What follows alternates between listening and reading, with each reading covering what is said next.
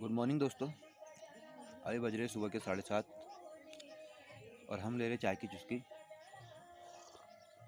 जैसे कि मैंने आपको बताया था कि ग्राम सभा कंदरा में भागवत का आयोजन किया गया है कल से। तो आज दूसरा दिन है भागवत का। मौसम भी बारिश का हो रहा है और मैं आपको भागवत की अपडेट देता रहूँगा।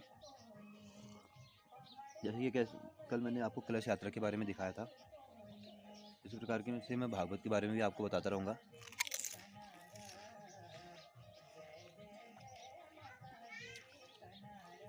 तो मिलते हैं थोड़ी देर में भागवत पर।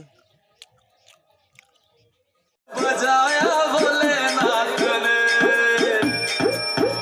ऐसा डमरू बजाया भोलेनाथ ने, सारा कैलाश पर्वत मगन हो गया।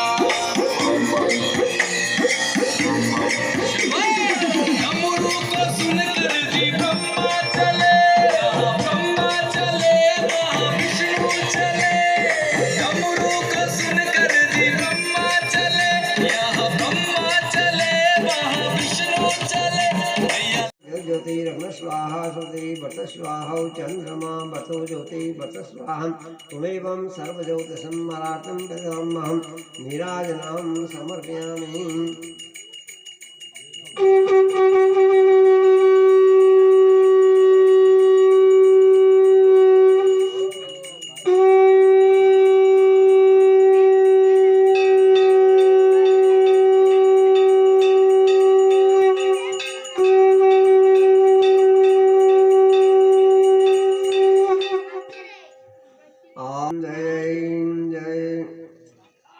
इष्टदेवाय नमो नमः। जय भागवत पुराण जयते जय जय भागवत पुराण जयते जय जय भागवत पुराण जयते जय जय भागवत पुराण जयते जय सकल सुमंगलाधार जयते जय जय भागवत पुराण जयते जय जय भागवत पुराण जयते जय। ज्ञान भक्ति वैराग्य निरूपण, ज्ञान भक्ति वैराग्य निरूपण, निगमागम पुराण विभूषण, निगमागम पुराण विभूषण। भरत विवेक हरद भवदूषण, भरत विवेक हरद भवदूषण, आत्मरूप प्रमाण जयते जय जय भागवत पुराण जयते जय जय भागवत पुराण जयते जय। जयते बार हर जग अवतारो, दिन लीला करना पारो। जयते बार हर जग अवतारो, दिन लीला करना पारो। मानस रहि गुण विचारो,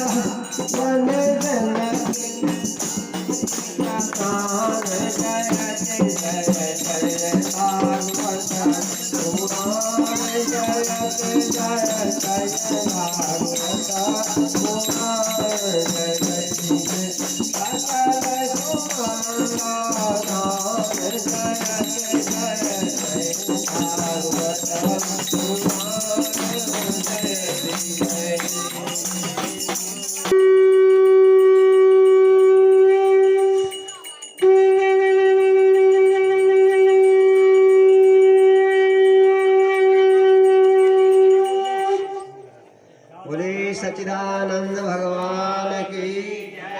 योगेश्वर कृष्ण भगवान की, बोले जगजननी माता की, दुर्गा देवी मैया की, श्री वाराही मैया की जय, श्री कौमारी मैया की, विंध्यवासिनी मैया की, हाट कालिका मैया की, ओटेश्वर महादेव की, टंकेश्वर महादेव की, पद्मावती गंगा की, भक्त और भगवान की, श्री गुरु गुरुनाथ भगवान की, बोले श्री हरि राजा की, श्री शैव राजा की, बोले समस्त चतुष्कोण देवी देवताओं की, सनातन धर्म की, बोले प्राणियों में सद्भावना हो, प्राणियों में विश्व का, बोले सच्चिदानंद भगवान की ध्यानम।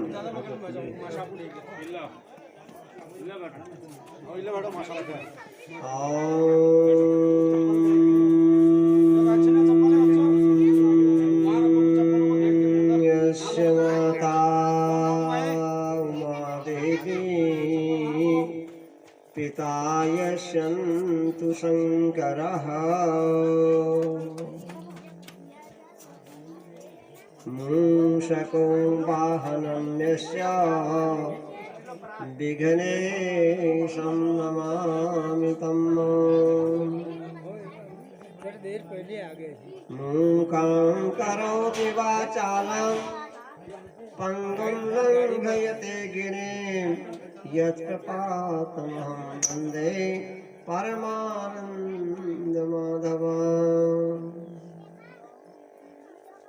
नारायणं नमस्कृत्य नरं चैव नरोत्तमं देवीं सरस्वतीं व्यासं ततो जयमुदीरये। नमः कमलनाभायां पद्मनाभायां नमस्ते जलसायिने नमस्ते केशवानन्त वासुदेव नमोस्तुते।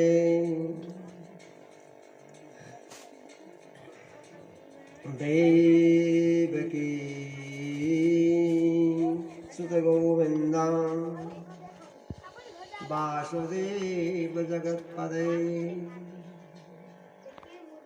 देहि मे तनयं कृष्ण त्वामहं शरणं गतः। नमस्ते महामाये श्रीपीठे सुपूजिते शंखचक्रं गदाहस्तौ महालक्ष्मी नमोस्तुते। सुगुलां ब्रह्म विचार सार परमां आद्यां जगद्व्यापिने वीणा पुस्तक धारणम् अभयदां जाड्यन्धकारापहां हस्ते स्फाटिकमालिकां विदधतीं पद्मासने संस्थिताम् वन्दे तां परमेश्वरीं भगवते बुद्धिं प्रदां शारदाम् समुद्रवसने देवी पर्वतस्तनमण्डिते विष्णुपत्नी नमस्तुभ्यं पादस्पर्शं क्षमस्व मे अखण्डमण्डलाकारं व्याप्तं येन चराचरं तत्पदं दर्शितं येन तस्मै श्रीगुरवे नमः वनश्री विभूषितकरा नवनीरदाभात् पीताम्बराधरुणबिम्बमिवाधरुष्टात् पूर्णेन्दुसुन्दरमुखादरविन्दनेत्रात् कृष्णात् परं किमपि तत्त्वमहं न जाने यत्रैव गङ्गा यमुना त्रिवेणी गोदावरी सिन्धु सरस्वती च सर्वाणि तीर्थानि वसन्ति तत्र यत्र च्युतोदारकथा प्रसङ्गे त्वं माता त्वं पिता चैव त्वमेव गुरुबान्धवः अन्यथा शरणं नास्ति त्वमेव शरणं मम श्रीकृष्णं शरणं मम ध्यानं समर्पयामि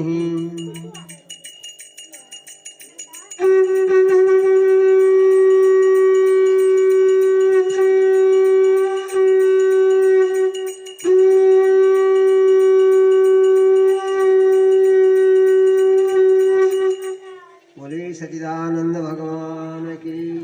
श्री राधा रानी की समस्त ब्रजवासियों की बोली श्रीमद् भागवत महापुराण की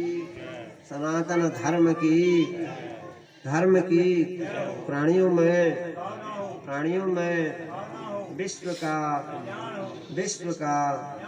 बोली श्री सच्चिदानंद भगवान की जय। वैराग्य तो बहुत पीछे की बात है, इसलिए इन सब का मूल भक्ति ही है और कल काल में भक्ति की ही प्रधानता है। हे भक्ति, अब मैं घर घर में जाके तुम्हारी जो है स्थापना करूंगा और भक्तों के मन में भक्ति भाव को उदय करूंगा और जिससे कि तुम्हारा मनोबल बढ़ेगा, तुम स्वस्थ हो जाओगी और तुम्हारे पुत्र ज्ञान वैराग्य भी जाग जाएंगे। श्री भक्तिर्वाच भक्ति बोलती हैं, अहो नाथ धन्योसी प्रीतिस्ते मयि निश्चला न कदाचित् विमुञ्चामि चित्ते स्थापयामि सर्वदा। अब भक्ति रे कोणारे की हे नारद जी, तुम धन्य चाह, तुम बहुत उत्तम सुंदर वचन कही कि वास्तव में आज तक मिथिला कह रही है उसने पूछो कि तो की दुख रो मैं कलयुगा दोषर दूषित है बेन दुखी है बेन संतप्त है बेन पृथ्वी तल में विचरण करना रहे हो, लेकिन आज तुम ना मत वृंदावन में संयोग में यहाँ है बेन तुम पूछो वास्तव में महान चाशु आत्मा महात्मा तुम्हारे जो महापुरुष बने उस संसार में द्वार के दुखी देख बेन। अरे सेवा का अवसर हाथ आया, अरे कोई दुखी है उसके दुख दूर करने का अवसर हाथ आए से प्रसन्न हो जाते हैं, तभी वो किसी से ऐसे पूछ बैठते हैं। नहीं तो संसार तो कोई किसी को पूछता नहीं है, अगर कहीं किसी से कोई बात भी हुई तो अपना दुख पहले प्रकट कर देता है, अब वो दूसरा क्या करेगा।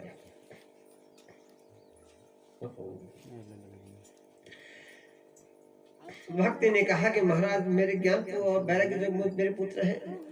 ये जो सेवक हैं, इनको आप स्वस्थ कर दीजिए महाराज। अरे नारद जी ने तब भक्ति की इस भावना को जान करके उन्होंने क्या किया कि उनके कान में जो है शुद्ध जो ब्रह्म शब्द था, शब्द का उच्चारण किया है। ज्ञानम प्रबुद्धताम शीघ्रम रे वैराग्य प्रबुद्धताम, अर्थात वेद वेदांत का घोष किया, वेद को पढ़ा। अरे ज्ञान वैराग्य जागो, उठो, शीघ्र स्वस्थ हो जाओ। लेकिन ज्ञान वैराग्य अचेत पड़े हुए हैं। गीता का घोष किया, विश्व सहस्त्रनाम का पाठ किया, और भी जो है जो उपाय थे वह उन्होंने करे हैं, लेकिन ज्ञान वैराग्य बिल्कुल बेहोश निद्रा में, तंद्रा में, आंख भी नहीं खुली। तब नारद जी बड़े आश्चर्य को प्राप्त हुए, उनके गजब हो गया। वेद में भी वो ताकत नहीं है भक्त को ज्ञान वैराग्य जगाने की,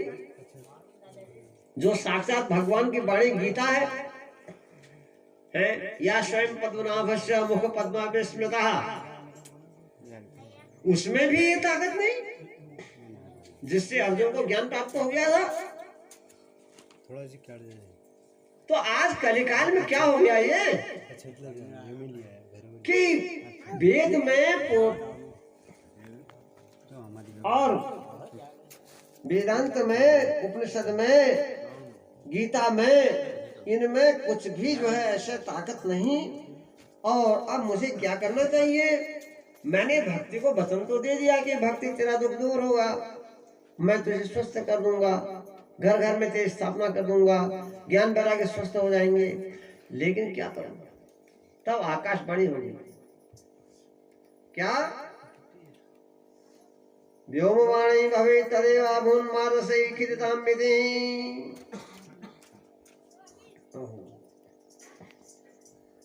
सत्कर्म कृते तस्मिन् सनिधां बहतां न हो। अर्थात ये सब कहने लगी, आकाशवाणी हुई कि अरे नारद, सत्कर्म का अनुष्ठान करो, सत्कर्म का अनुष्ठान करो, तभी ज्ञान वैराग्य जाग सकते हैं, अन्यथा नहीं। कहने का मतलब है कलिकाल में कितना ही वेद पढ़ो, शास्त्र पढ़ो, उपनिषद पढ़ो, गीता पढ़ो, रामायण पढ़ो, भागवत करो, कुछ भी करो, लेकिन जब तक सत्कर्म का अनुष्ठान नहीं किया जाएगा। अब कर्म, कर्म है ना, ये सब कर्म है, हम लोग करते हैं, पाठ करते हैं, पूजा करते हैं वगैरह सब कुछ करते हैं, लेकिन जब तक हम उसको भाव से, सत्यता से नहीं कर पाते, तब तक कोई उसका फल नहीं मिलता है। अब नारद जी विष्णु को प्राप्त हो, उनका जब इतने बड़े ग्रंथ, ये वेद पाठ और गीता और ये भी जो है जब इनको नहीं जगा सके, तो ये सत्कर्म का अनुष्ठान करो। यह है कि ऐसी आकाशवाणी, ये कैसा सत्कर्म है भाई? सत्कर्म यही तो होता है, सत्संग होता है, सत्कर्म होता है, उसमें जो है ब्राह्मण लोग वेद पाठ करते हैं, यज्ञ आदि करते हैं, गीता पाठ होता है और सब कुछ होता है, लेकिन फिर भी ये कैसा सत्कर्म है? भक्ति तो ये दुखी हो रही है। तो नारद जी ने कहा, इसके लिए मुझे कुछ ढूंढ खोज करनी पड़ेगी, आखिर क्या है ये सत्कर्म? और सत्कर्म से कहाँ जाऊं मैं? तो भक्त गए, उन्होंने आश्वस्त करो, ये आश्वासन दियो कि अरे भक्ति, चिंता न कर, तेरे पुत्र ज्ञान वैराग्य स्वस्थ है जाए, बस मैं तो कह लो, अब कुछ धैर्य रखो। सबसे मुख्य है कि धैर्य, त्याज्यम न धैर्यम विदुरे पिकाले। जब कभी भी मनुष्य के ऊपर विपत्ति आ जाती है, जब कभी भी बीमार हो जाते हैं, जब कभी भी कोई ऐसी अड़चन, कोई ऐसी विपत्तियां, कष्ट आ जाते हैं, तो उस समय भक्त को धैर्य रखना चाहिए। भक्ति से भी कहा तू धैर्य रख। धैर्यवान लोगों को अवश्य में अपने कार्य में सिद्धि मिल जाती है। अब कुछ ऐसे होते हैं, अधीरज होते हैं, धैर्य धारण नहीं कर सकते, अब भी हो जाए, तुरंत हो जाए, सही हो जाए, ऐसे वाले लोग भी होते हैं। तो उनके कार्य में सिद्धि में संशय रहता है। इसलिए भक्तजनों, आज जो है यहाँ पर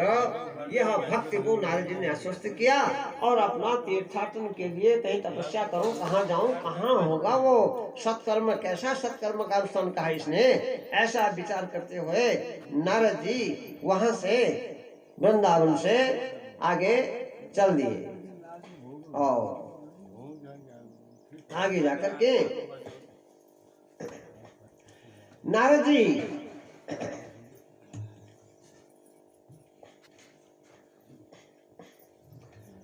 फिर तीर्थाटन के लिए जब आगे जाते हैं तो श्रोता लोग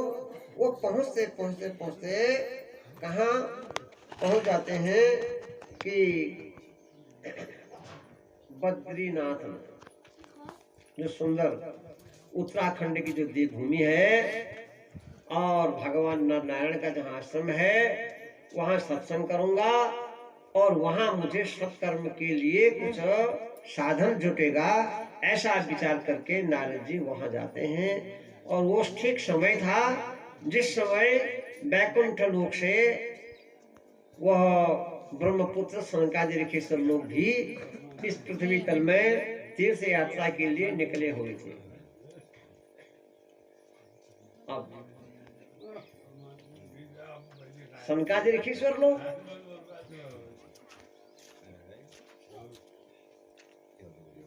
वैकुंठ धाम में भगवान श्री हरि के उस धाम से भूलोक भारतवर्ष में आए हैं तीर्थाटन के लिए। तो इसका मतलब है कि शायद यह क्षेत्र, यह तीर्थ ऐसा है कि शायद वो सुख वैकुंठ में भी नहीं है, वैकुंठ को वासियों के लिए भी वो सुख दुर्लभ है जो यहाँ भारतवर्ष में उत्तराखंड की इस देवभूमि जन्म लेते हैं। इन तीर्थों में यहाँ जिनका जन्म स्थान है, जो यहाँ दर्शन करते हैं, वो उनसे भी ज्यादा पुण्यात्मा है। जब सनकादि ऋषिश्वर लोग सत्संग के लिए, क्योंकि सत्संग और सदगुरु और सदग्रंथ ये भारतवर्ष में ही यहाँ यही लिखाई जाते हैं, यही सत्संग होता है, यही सब कुछ होता है, ये ऋषि मुनियों की धरती है, यही देवताओं की भूमि है और यही तपस्या की भूमि है। ऐसे वो लोग भी सत्संग के लिए बद्रिकाश्रम की ओर आ रहे थे। तो बद्रिकाश्रम में महर्षि नारद जी वृंदावन से जा रहे थे और वो वैकुंठ से आ रहे थे। वहां पर भेंट हो गई और नारद जी ने उनको देखा और उन्होंने जो है नारद जी को देखा। तब नारद जी ने सनकादि ऋषियों को दंडवत प्रणाम किया। आज साक्षात ब्रह्मपुत्र सनकादि ऋषिश्वर लोग यहाँ पहुंचे हैं, इनके दर्शन हो गए, जो योगियों में भी परम योगी हैं, अर्थात जिनकी अवस्था हमेशा 5 वर्ष के बालक की तरह रहती है, जिनको न जवानी का दुख सताता, न बुढ़ापे का दुख सताता, न कोई ऐसी सांसारिक जो अवस्था परिवर्तन होता है, ऐसे वो तो हमेशा 5 वर्ष के बालक की तरह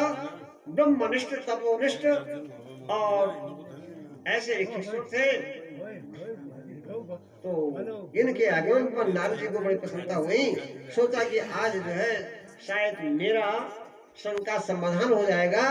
जो कि आकाश पर ने कहा है कि सत्संग का अनुष्ठान करो। तब नारद ने अपने भाग्य की सराहना करी और उनसे कहा, भवन्तौ योगिनः सर्वे बुद्धिमन्तो बहुश्रुताः पंचाः येन संयुक्तं पूर्वेषाम् अपि पूर्वजः सदा वैकुण्ठनिलयं हरिकीर्तन तत्पराः लीलामृतसोन्मत्तां कथामात्रैकजीविनां हरि शरणमेवं हि नित्यं तेषां मुखे वचः अतः कालसमादिष्टं जरा पुष्मान् बाधते येषां भूभृङ्गमात्रिणं द्वारपालो हरे पुरः भूमौ निपतितो सद्यो यस्य पातः परम गतः। नारद जी बहुत प्रसन्न भये और अर्जुन से आज उनके देखने न प्रणाम करो सो किस्म को कि हे शंकर जी रखे सो लोग मां से यार तुमके प्रणाम करने करो सो हे महाराज 5 वर्षा समान में हमेशा अवतार सो पूर्ण तुम पूर्व बच्चा क्योंकि ब्रह्मा जी लोग सृष्टि करी तो सबने करे आपण मन बड़ी शंका देखी सो के तुम जो से उत्पत्ति के करे हुई छो हालांकि तुम सब है पुराण सा पूर्वजों लोग पूर्वज सा बैकुंठ में तुम्हारा वास हो छो हमेशा तुम्हारे मुख में भगवान नाम जो से संकेत तुम्हारे मुख में होते रहो छो भगवान लीला रूपी कथा अमृत के तुम हमेशा बहाते रहो सा हे महाराज हम तुम्हारे जना मुख में हमेशा हरि नाम छो और जना मन में हमेशा हरि बसी हुई छन तो आपके भूभृंग मात्र से भगवान के द्वारपाल जो है पृथ्वी पर में गिर गए थे और मतलब कि महाराज तुम समदर्शी था तुम्हारे जी संसार में कोई भेद बुद्धि नहीं था अर्थात सुख दुख हानि लाभ यश अपयश जय पराजय सब चीज में तुम समान न हो। एक बार इस बचो कि वैकुंठ लोक में भगवान विष्णु का जो द्वारपाल चिन्ह जय और विजय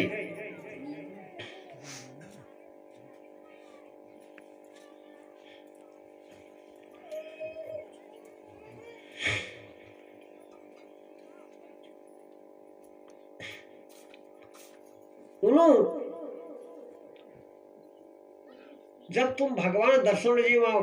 जान लग रो छा तो उन्होंने अपनो गेट अब गेट में द्वारपाल जो द्वारपाल काम क्यों कोई बिहार में हो को रुको अब सत्संग के लिए आप भगवान के पास जा रहे थे उसी समय आपने उनको आपको जय विजय ने रोका रुको शिष्ट कहाँ जा रहे हो अरे उन्होंने कहाँ रुको अब यो तो भगवान परम भक्त से इना लीजिए बैकुंठ से भले भूलोक से भले स्वर्ग से भले नरक से भले सब बराबर दैत्य सन भले राक्षस सन भले धर्म से भले अधर्म से भले सब एक साइब है तो उस समय संकादि ऋषि सुन तुम जो सब जय विजय के कहो अरे तुम यहाँ बैकुंठ में भगवान के द्वारपाल बन बैठे हो भगवान के यहाँ भी क्या मतलब ये छोटा बड़ा ऊंचा नीचा जाति पाति अच्छा बुरा हानि लाभ यश अपयश जीवन मरण दिन रात क्या इसमें कुछ अंतर है क्या अरे भगवान का तो रचा है ना सब सत्युग उन्हें रचा है कलयुग भी उनकी रचना है धर्म उन्होंने रचा है तो अधर्म भी उन्हीं की रचना है पाप उन्होंने रचा है तो पुण्य भी तो रचा अब अगर हम पाप नहीं करेंगे तो पुण्य का क्या अस्तित्व रहेगा क्या है? अगर हम अधर्म नहीं करेंगे तो क्या धर्म की महत्ता रहेगी अब हम अधर्म का नाश हो कह दें गलत कह देना वहां पर इसलिए नहीं कह रहे आप क्योंकि वो भी तो भगवान का ही है ना है तो इसलिए ये एक दूसरे के पूरक है जाओ तुमने यहाँ भेद रखी हमको छोटा छोटा देखा ना 5 बसे वाले जैसा और ऐसे से रुको कहाँ जा रहे हो नहीं जा सकते हो ऐसे कह दिया तो उन्होंने कहा जाओ तुम यहाँ रहने लायक नहीं हो तुम राक्षस हो जाओ तुम में भेद बुद्धि है तुम पृथ्वी में तुम्हें जन्म लेना पड़ेगा राक्षस है कहीं ये संकादि ऋषि जय विजय के स्वर्गलोका द्वारपालों के 7 देशी अब भगवान के पास में गए अब संकादि ऋषि भी गए जय विजय भी गए अब भगवान से कहा हे भगवान हमें तो इन्होंने श्राप दे दिया त्राहिमाम हमारी रक्षा करो हे प्रभु अब हम क्यों करूं हमको इन्होंने क्या दिया तुम मगर हमको श्राप रक्षा करो हमको बचाओ तो भगवान को नहीं कि भैया मैं जो છે ને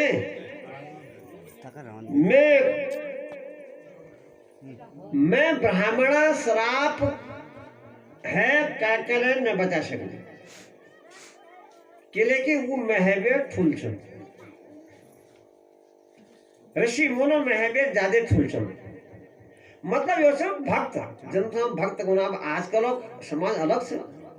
आजकल बहुत टाइप ऑफ ऋषि मुनि ब्राह्मण सब बहुत टाइप हैगी ने तो वो बात ये संज्ञा उनको जो दी जैसी उन्हें वास्तव में तो तब उन्होंने कहो कि भैया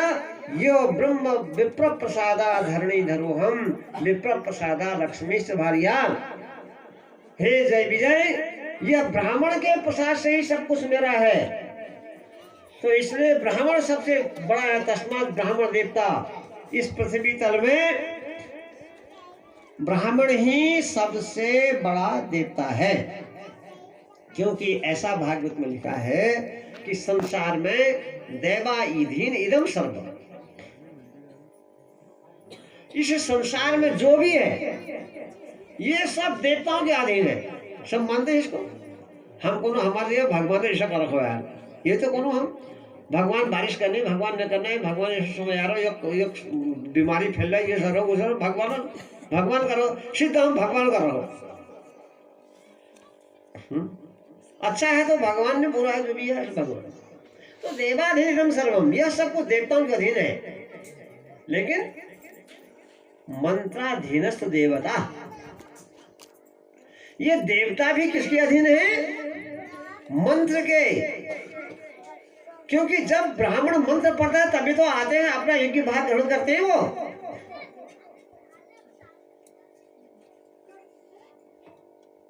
संसार में बड़ सबसे बड़ा बल है मंत्र का बल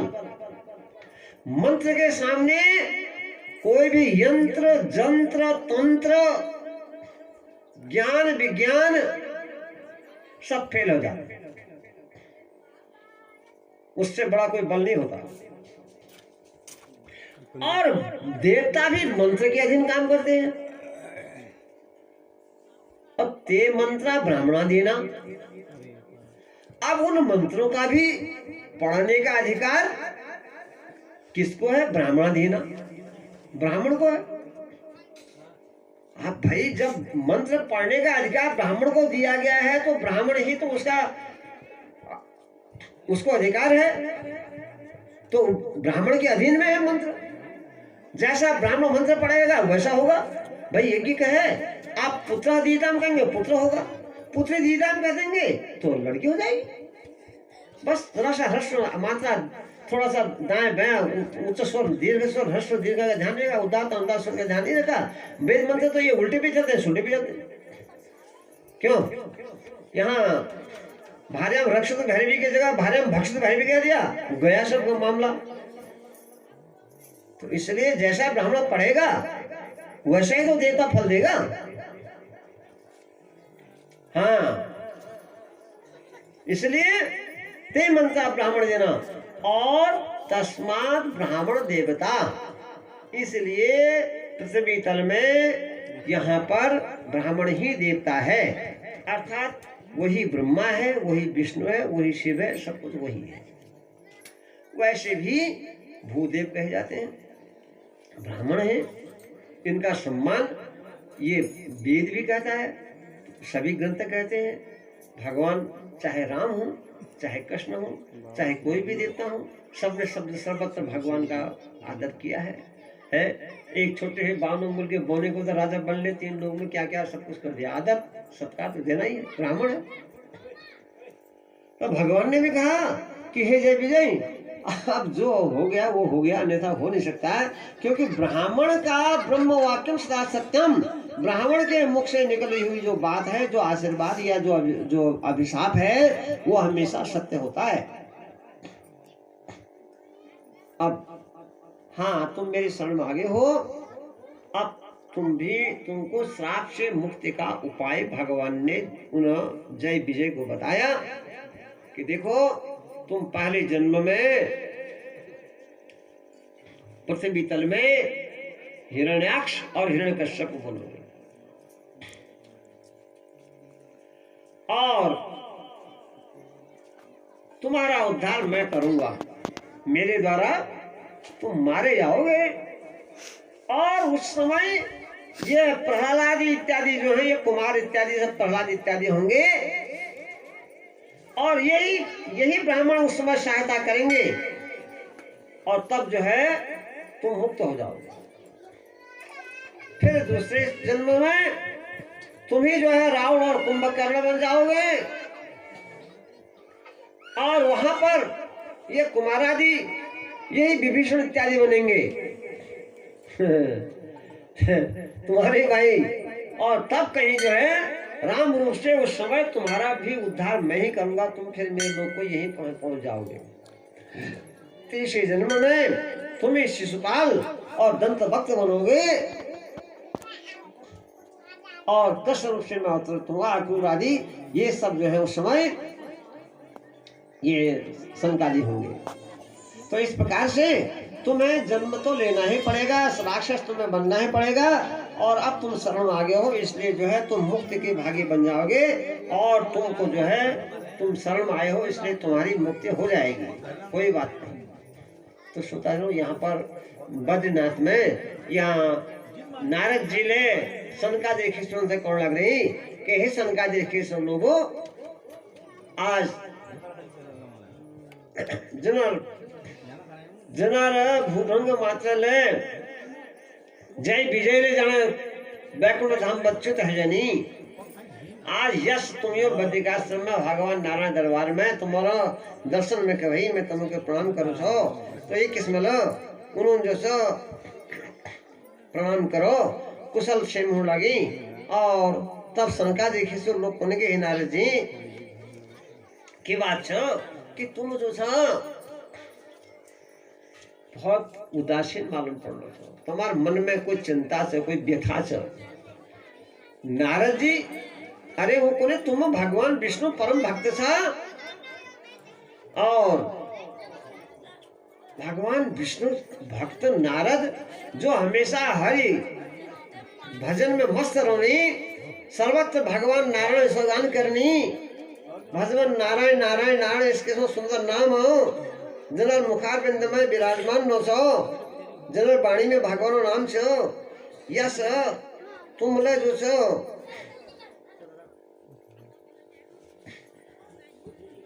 दुखी है सा की बात छो, के कारण छो। ओहो तब नारद जी कौन लारी के हे संगादि किशोर लोगों, इस पृथ्वी तल में मैं कलिकालक जो प्रभाव से वो देखते हुए आयो, मैं यहाँ समस्त तीर्थों भ्रमण करो, वृंदावन में आयो, वहाँ जो सा भक्ति जो से वो युवावस्था के तरुणा के प्राप्त भय तो वृंदावन में संयोग ज्ञान वैराग्य बिल्कुल अचेत है गई। और इस कलिकाला प्रभावल भक्ति ज्ञान वैराग्य सब सामर्थ्यहीन है गई, बलहीन है गई, अस्वस्थ है गई और वृद्ध है गई। तो मैन भक्ति में के बता और मैन उनको वसन दे कि मैं तेरा दुख दूर करूं, लेकिन मैन ज्ञान वैराग्य के जग वाली वेद वेदांत घोषणा करो, गीता घोषणा करो, उपनिषदों घोषणा करो, फिर ये ज्ञान वैराग्य न जागा। तो अब मैं कहें के कारण से आकाशवाणी को सत कर्म का अनुष्ठान करो।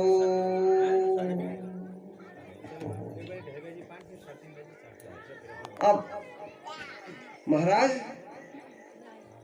भक्ति संसार में ऋषि मुनियों भक्ति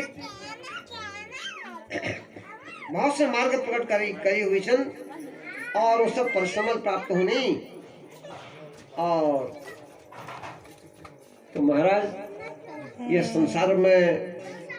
अब मैं समझ में यह है कि यो कस किस्मों को सत्संग छ। और तब शंका ने किसी लोगों ने बता कि हे नारद चिंता न करो, शोक न करो, दुख को त्याजो, भक्ति के दुख तुम्हारे जो भक्ति ज्ञान वैराग्य वो झाग जाएंगे। और एक लीजिए आप बताओ नहीं कि संसार में जो तुम तपस्या करने में आने को था, तो तपस्या तो इस संसार में द्रव्य यज्ञम तपो यज्ञम योग यज्ञम तथा परे स्वाध्याय यज्ञ से तेतु कर्मम विसूचिका सत्कर्म सूचको नूनम ज्ञान यज्ञ स्मृतो बुधे श्रीमद्भागवतालापम सतुं कीता सुखादिभिः।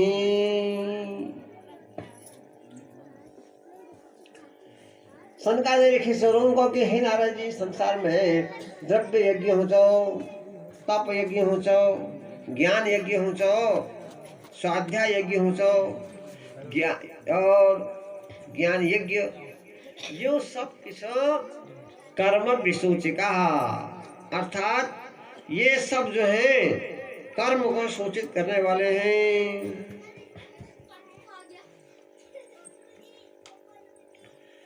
लेकिन सत्कर्म को करने वाला, जैसे सत्कर्म का अनुष्ठान करो आकाशवाणी हुई है, सत्कर्म को करने वाला ज्ञानियों ने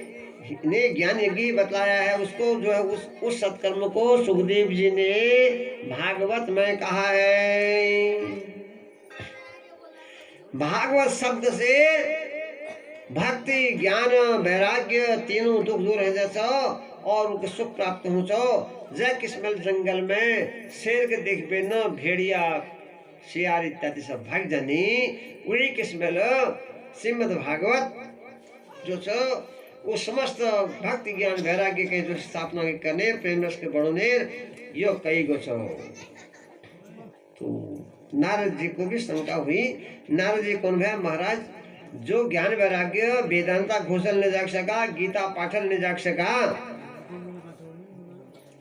और ये श्रीमद् भागवत कशी जाग जल, ये श्रीमद् भागवत में के विशेषता से कि यह सत्कर्म अनुष्ठान श्रीमद् भागवत कलिकाल में कहेगा।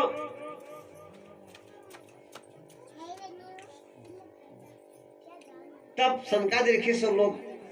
फिर बताने लग रही। वेदोपनिषदाम साराम जाता भागवती कथा अत्युत्तमा ततो भाति पृथक भूता फलोन्नति। वो को नहीं कि हे नारद जी देखो, जो तुम पूछना था कि वेद और उपनिषद सारल है, यो कथा के तैयार करेगा। तो एक जो कथा वेद और उपनिषद सार तैयार छ, तो वो सबने उत्तम छ। जे किस्मल वृक्ष सार की छ, एक फल छ, एक पेड़ छ, तो जब तक उन्हें फल न लागन तब तक वो पेड़ों की अस्तित्व नहीं। तो बस, हालांकि वृक्ष जो रस उसी को जड़ में ले रो, पत्ता में ले रो, शाखा में ले रो, छाल में ले रो, लकड़ी में ले रो, डंठल में ले रो, लेकिन जो स्वाद न वो फल में छो, पेड़ा का फल में जो स्वाद छो, वो स्वाद जो छो लगा पतन में, झाड़ पात में, छाल में, पत्त में, उमें नहीं। तो सारे वृक्ष का सार उसका फल है। जैसे ईख में शर्करा रहती है, और अगर ईख से शर्करा को हम पृथक कर देंगे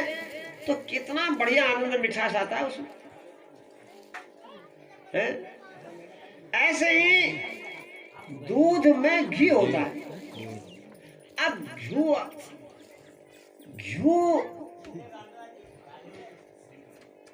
दूध पीबे रो कोई घी स्वाद मालूम न होने, घी स्वाद घी खाबे रे मालूम पड़ो है। पशु घी खा रखो ने पर स्वाद भी बताओ दे हैं। बे खाने भोग घी संक्रांति घी खाने घी स्वाद बता दिया तो लोग पशु ही स्वाद।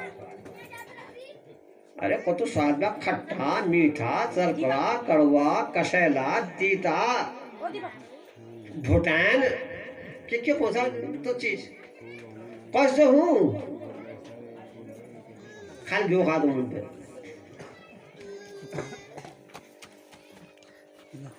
तो वसा स्वाद છે ને जैसे ये सब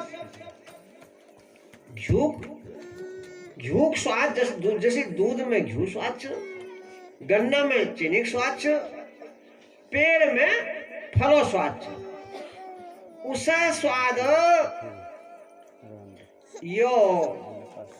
वेद पुराण उपनिषद धर्मग्रंथ महापुराण रामायण यो सब जैसे कि तुलसीदास जी वेद मद सोध के पुराण सभी संत और असंत को भेद तो बतावत है। तुलसीदास जी ने जो है कलयुगी जीवन के लिए हिंदी में उस तुलसीदास रामायण को लिखा। ऐसे ही सुखदेव जी ने भी सारे वेद पुराण उपनिषद सारे मुक्ति के साधन सब चीज का सार निकाल करके एक कथा तैयार करी। उस कथा को राजा परीक्षित को सुनाया और वही सत्कर्म का अनुष्ठान है। अर्थात जो समस्त वेद पुराण उपनिषदों में जिनसे वो ज्ञान वैराग्य नहीं जागे, लेकिन वो ज्ञान वैराग्य श्रीमद् भागवत जहाँ सत्कर्म का अनुष्ठान होगा, जहाँ श्रीमद् भागवत की कथा होगी, वहाँ ज्ञान वैराग्य भी जाग जाएंगे, भक्ति भी जवान सब जवान हो जाएंगे।